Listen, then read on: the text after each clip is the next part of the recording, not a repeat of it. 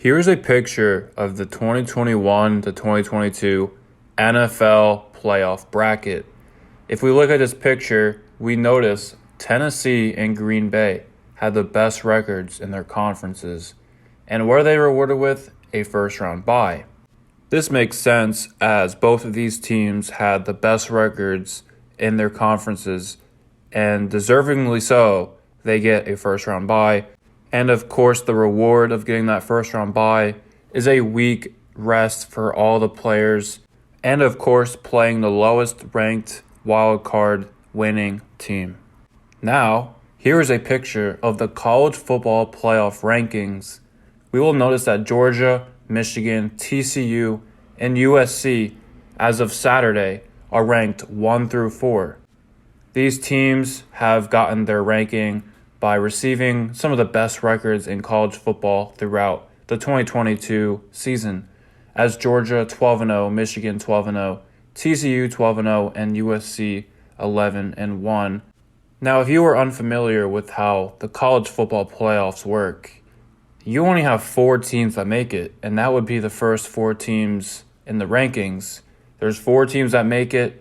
The 1 and 4 seed play each other in a semifinals game, and 2 and 3 also play each other in the semifinals game. And the winner of those 2 games go on to play each other in the college football championship game. Now we have to acknowledge that college football is different from the NFL. In the NFL, there are 2 conferences, the AFC and the NFC. In college football, there's a lot more, including conferences like the Pac-12, the Big Ten, the SEC, and more. And this is because there's a lot of colleges in America. With that in mind, these first 4 teams, they're usually in different conferences. If you look at their records, of course, they're 12-0, 12-0, 12-0, and USC's 11-1. If they were in the same conference, they'd usually play each other, and one of them would have a resulting loss. An example of this is if we look at Michigan, who is currently ranked number 2, they are 12-0. In their division, in the Big Ten East, I believe, they play Ohio State and Penn State every single year. Michigan beat Ohio State this season, and as a result, Ohio State is 5th seed, 11-1, and Penn State is 8th seed, 10-2. My point being here is that these teams have to play each other, and there has to be a winner of that division who most likely receives an undefeated record most of the time. And this team goes on to play in a conference championship game. As I mentioned before, there are multiple conferences, and within these conferences, there's usually divisions.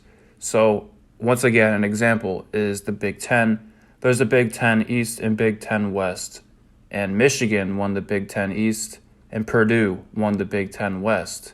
So a week after the college football regular season is over, these 2 teams, Michigan and Purdue, go on to play each other in the Big Ten championship game. Now, does this seem like a clear win for Michigan this year? Sure. But if we look at TCU and USC, they also had to play in conference championship games this year, and guess what? They both lost. So if we look at the 5th seed, Ohio State, there is a very great, probably 99% chance Ohio State makes the playoffs. So in the beginning of this video, I talked about how in the NFL, the highest seed in a conference gets a first-round bye.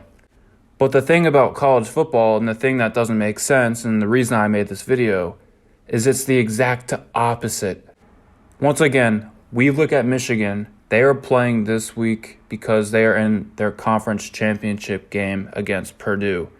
They have to play them this week because they won the Big Ten East. Who came in second place in the Big Ten East? Well, Ohio State did. Ohio State's playing no one this week. As a matter of fact, they're going to make the college football playoffs along with Michigan, but Michigan has an extra game to play, ultimately rewarding Ohio State a bye week, which makes no sense.